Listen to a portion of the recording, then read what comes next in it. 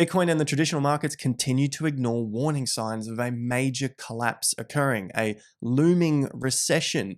There is a record amount of money, cash, sitting on the sidelines, over $5 trillion waiting to enter the markets. And this, of course, is all within fear. There is fear of further downside to the market. So what happens if this fear never occurs? What happens if this looming recession never occurs? What happens if the markets continue to climb up as they have done for the last 216 days, going from the cycle low of October 2022, which we pointed out on the channel, and they continue up, breaking past resistance levels? What does this money do? Let's answer those questions as we still remain within the fearish state of the market, at least across retail media. We have news outlets, crypto influencers, financial influencers, real estate influencers, everything pointing towards further downside and collapse. And you only have to look as far as the comment sections of any particular video, this one included. People are still waiting on the sidelines. And it's very easy to wait on the sidelines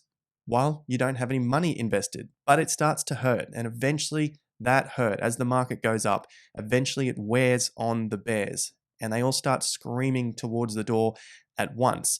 But this is not the right time to be investing, as I'll show you in the charts today. So make sure you hit that like and subscribe to the channel if you haven't already. Many of you are subscribing, so good on you guys as you're starting to see this cycle unfold before your very eyes. Like you, I'm also surprised to see it happen time and time again.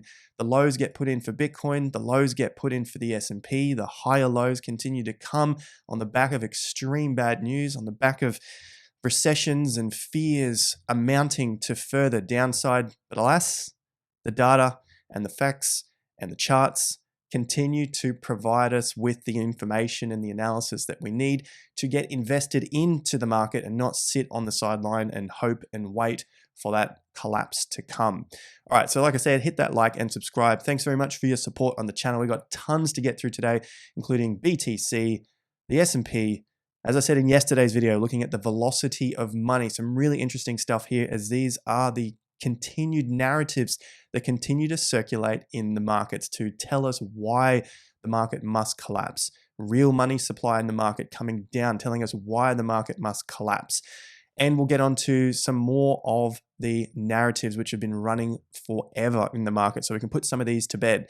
And just recently, just today, we saw the NASDAQ close up again to a new daily high for 2023, getting very close to that August top. So lots to get through, including the US dollar as well. All right, guys, top of the video description, there's our tiacrypto.com/subscribe. That is for our email list, as the price for TIA Premium is going up. Plenty of fantastic feedback from you guys in our Discord community. So thank you very much for our members who are on board with that now. It is going up at the end of the month, so get on board with the email and we'll let you know when that occurs. So long intro, but we have a lot to get through as per usual. BTC. So this is a post that I did up on Twitter. We'll look at it in more detail on the chart. Essentially, we're seeing some pretty typical signs of bottoms. And there was a fear of volume not coming into the market for the bottoms of Bitcoin. So it depends on what position you are looking at in the market, short term or long term. Of course, we tend to focus on the macro and then get into the micro as well, so we can put to rest the narratives that come up day to day. Maybe we see those price fluctuations of a percent or two to the downside, a percent or two to the upside. Maybe in some cases we see a 10% to the upside. So it's just trying to understand what's going on in the short term so that we can be easier on our investments and our mindset. But of course, we remain with the macro. And so what we've got here at the bottoms of the market, the June bottom for BTC, the November bottom, the FTX collapse, that bottom, and then also the banking crisis collapse, which put in a higher low. These are all signs of increasing volume that is coming into the market. You can see the amount of volume that has occurred for BTC from June through to March, a very significant period, about 9 months of potential accumulation. And of course, if you go to my own bias in the market, looking at the bullish side, the bull market beginning from the November bottom, then we would say that this was the accumulation with the breakout to the upside. We also see this with the pandemic collapse. So the C19 that happened back in 2020, so March, huge volume coming in at that low, putting a end to the downside, very high close to the upside, and then the market basically consolidated a little further and took off from that point. So I'm not saying that we're about to pump to new all-time highs. It doesn't mean we have to pump past and break any of these tops that have just happened. But so far, what you can see from the market, and this happens across every market, that you get some sort of stopping volume. So lots of volume coming in as the fear is at its most extreme, typically at the bottoms, because that's how bottoms occur, on extreme fear. With the insiders, the smart money, maybe you're even part of the smart money, buying up when the rest are so fearful that the world is going to come to an end, that there's going to be a major collapse. That's why you get these higher closes in the market. You can see just how high it closed up. You can see a similar sort of thing occurred here on the FTX day.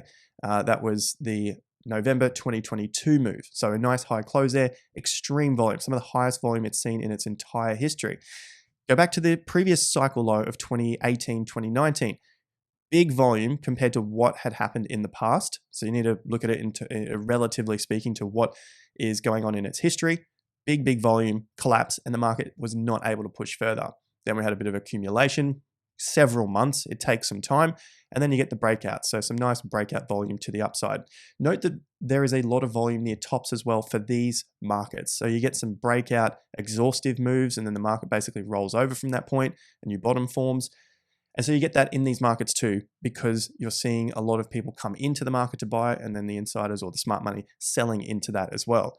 So what I alluded to in this particular post, you see the pattern with what happens next. Once you get these bottoms, you have several months of some time to consolidate again. And then typically what happens is we get a breakout. And that typically leads to another piece of consolidation, another breakout, some consolidation. And like you can see here, this volume is really not that much when you compare it to this volume, this volume, this volume, this volume. But when you compare it to what's happened in the past, which is all you know at that time, remember, this doesn't exist back in 2016, then you can really see that the volume's coming into the market. The buyers are stepping in, just testing the waters, seeing if there's any more supply, any more Bitcoin coming back onto the market once they push the price up. Price goes higher. Is there anyone left to sell? That's what's happening at these times. Getting the price out, eating up all of the supply. There's no one left to sell to them. Boom, we push the price up and then test those price levels. That's typically what happens in these markets, and it comes in all shapes and sizes. So that's where you could say it's different. But when you look back in the past, it's not different. It just rhymes. So as we're macro traders looking at the swings, I said in the intro, it's easier to be on the sideline with no money, not really sure what's going on, waiting for what the news is telling me to do, that there's going to be a looming recession and a coming financial collapse, sticky inflation, further downside with wars, etc., etc. There's not enough money in the system. People are losing jobs in the tech sector, etc. There's just a plethora of bad narratives out there, right? But when we are in our positions, then we just have to keep looking to the signals. And this reminds me of another piece of the book that I was reading, The Unknown Market Wizards. Basically, it's all about patience. Patience is the key word. These are from successful traders that are giving their stories to Jack Schwager, which is the book. I suggest getting it if you're interested in learning more about trading and investing long term. What do you know now that you wish you knew when you started? It's what you don't do that counts. Patience is the key word. Successful trading is the art of doing nothing. This is coming from guys who've been in the market for a very long time. And when you are in the market for a period of time, you start to realize it's about setting your positions, getting confident in your own analysis, and then just waiting for the move to happen. Yes, intraday, there's going to be moves to the downside and upside, and you're going to have the bears saying you're wrong, and then the bulls saying you're wrong. It basically becomes a huge soap opera for guys. We know the statistics. There's about 90% of guys that are in the finance space, whether it's crypto, real estate, stock markets, whatever it is. It's basically about 90-95% guys. And so they don't really have anything else to do with their time apart from look at, well, the market went up today or it went down today.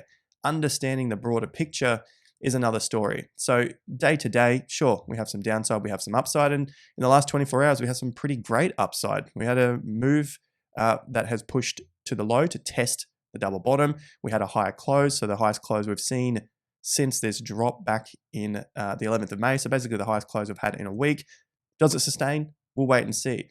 Nonetheless, in terms of the short term, we can see that we're still above the 50% 25,300, which is still above the tops as we continue to get more and more macro. So it's above the double tops here, still above the lows, and we're still waiting for this market to do its thing. These things take time, like when we look at BTC, you get the breakout, and then there are several months of the market going nowhere. The moves happen in very short periods of time, and then nothing.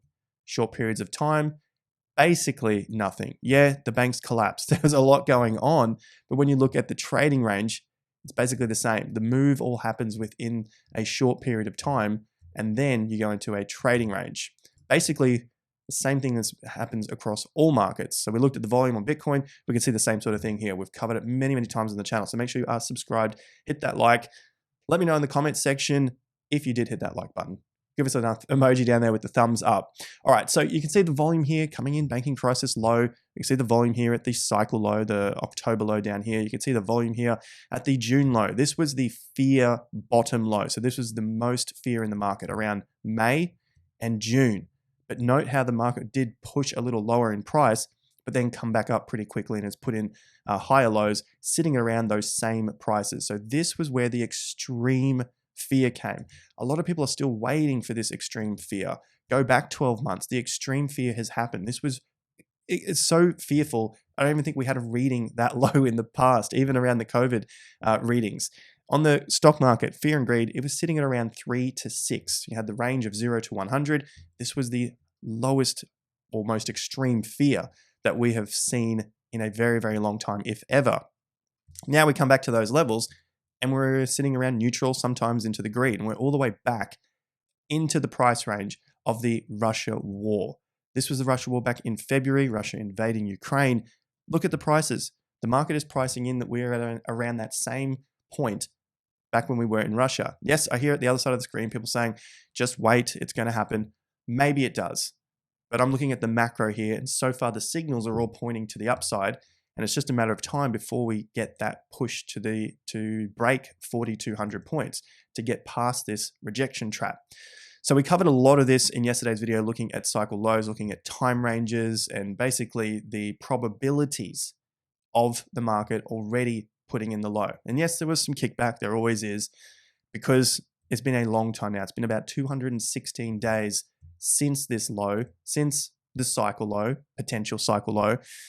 And those guys are still waiting and waiting and waiting. And they'll probably keep waiting after we break past this very key level here. You can see how significant 4,200 points is. Lows, more lows up here around 4,300 points, more tops at 4,300. So it's right around this midpoint here. They'll continue to wait. They'll continue to wait. But the calls for it become less and less. You'll hear them come back a little stronger when we get to this peak here at 46. They'll come back stronger again at 48. Mark those numbers down in your charts and wait to hear for the calls for collapse. We know it's coming. It definitely has to come. What we also know is that there is more money going around in the system. So there was a bit of fear from people saying that, well, there's just not enough money out there in the system, but we do have record levels of money on the sidelines. We also have record levels going back to the 60s, 1960, of money velocity of the M2 money stock. So you can see the velocity here going all the way up to nearly 10 on this reading. So what does this actually mean? It is the number of times $1 is spent to buy goods and services per unit of time. If the velocity of money is increasing, then more transactions are occurring between individuals in an economy, which means there is more going on in the economy. Take a look back to 2020. We had the bottom here. This was obviously the bottom of the COVID pandemic. There wasn't as much getting floated around. Of course, the government's come in and pumped a whole lot of money in, but now we actually have more of that money going and changing hands. So more activity is going on in the markets. This was a great update that I got from Seth here. So if you're not following him on Twitter, I suggest, highly suggest following Seth Golden over there on Twitter. Something else that he also brought up here that we'll cover. People say, well, it was all about the government. The government printed a whole lot of money and now it's coming out of the system. Look at this. We're at $7 trillion. Prior to the COVID pandemic, we were at 6 trillion. So January 2020, we know the pandemic happened in March. There's 6 trillion. They just started printing and printing and printing, going all the way to 7.6. You know, some readings, we've got somewhere around 8 to 9 trillion. Either way, It's a ton of money. But we're still higher than we were prior to the pandemic, prior to all that money printing. Is this going to last? We'll see. But it's basically on the same trajectory. You draw your straight-ish line, and we've basically come back down to that level. Maybe we drop a little lower, come back above. That's what these trends tend to do. Let's wait and see. I'm sure if we get to that point, the government will have to do something. We also have record levels of cash sitting on the sidelines. We've talked about this before, but here's another update. May 9th, so just a week ago, record $5.3 trillion sitting on the sidelines. This can get a little bit concerning because eventually this money is going to come into the markets. Not all of it, some of it will. And if it does, it is going to put a lot of pressure on the buy side. So why do I think this is going to come into the market? Well, if there's money sitting and piling up in the asset money markets, eventually these guys are going to see that, well, the S&P continues up. You can see that we've gone from the banking crisis low to where we are now, 8.8%. That's a better return than sitting in cash at 4 or 5% return. Might not be worth the risk because of the risk to the downside, of course. But once all these risks are done with and people forget about them and the market's up even further from that point, 18, 19, 20%, then they start to pile back into the market. Now, this is all easy to say because it hasn't happened yet. Basically, you could say anything, but I'm an investor. Maybe you're an investor too. You have to start to play your cards. I'm actually in the market. I'm not waiting on the sidelines, and I'm not just talking about it. I'm actually in the market because I believe this is what is going to happen based on the data that we are seeing and understanding where the money is going in the charts. Record levels of money. You can see that here as well. 5.22 trillion, basically around that 5.3 trillion mark. And yes, I've also seen this come up as well. Money market funds. People often point to this to say, well, we're about to come into a collapse because of this chart. Again, it's wrong. It's just wrong. You can see where these peaks come. These peaks are during the collapse or near the bottom of the collapse. So you can see here in 2020, on the way up, the market's also going up. So money is coming into the money market funds. People eventually start to take it out and put it into the markets. You can see here the Q1 of 2009 was the bottom of the GFC. The money flows out of the money market funds into the market. And then it was basically sideways for years, all waiting for another collapse, waiting and waiting and waiting. It never came. And they all start to pull their money out of the markets in 2018. We know that the market ran into a top in Q1 of 2020. And then obviously the bottom in Q1 of 2020 as well. Such a quick move. But going into that top, they kept pulling their money out, but the market kept going up. Happened again. They kept pulling their money out. The market kept going up. Not a bad thing. Maybe they're taking profits. Maybe that's what's happening now. But the market kept going up into those peaks. And then eventually they take it out of the money markets and put it into the market. That is potentially what happened in 2020. Taking the money out, dropping it into the markets. But they thought it was going to go down lower for longer. And it didn't. So maybe they caught offside now. And they're starting to pull their money out, hoping for the market to go down further. But this market is not saying that. We're seeing higher lows. So let's continue to follow up with this because it seems like we're getting towards the end of that. Could be another couple of years, which is what we're saying, before we see a very, very significant collapse. We're not perma bulls. We're not perma bears. We're just following what the charts are saying.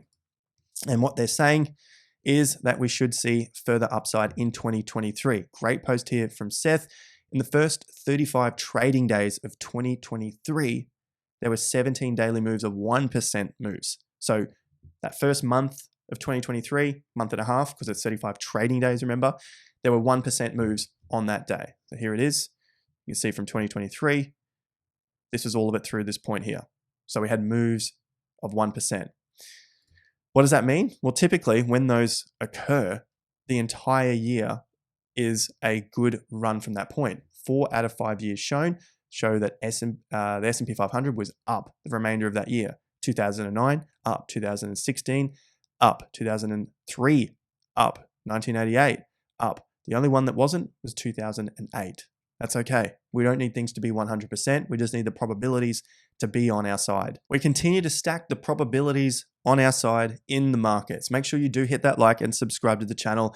Let me know what you think of the white shirt today. I've got nothing for you. That's basically the white shirt and yesterday's outro, if you all didn't miss that. Anyway, at the top of the video description is the link for our free trading workshops and TIA Premium before the price goes up. We'll let you know on email about any of those promos and those offers that we're offering before the price increase. So go and check that link out at the top. What we have here is the NASDAQ, and it continues to climb. I hear it day after day after day. That's looking like a great rising wedge. It is. That's typically a bearish signal. You get this nice rising wedge pattern. Typically, it should fall. But even if it does fall, it might just be on the micro scale, and you get a higher low form, and the market gets back into it and then pushes higher. You can see the lows through October, into November, into December and January, into March.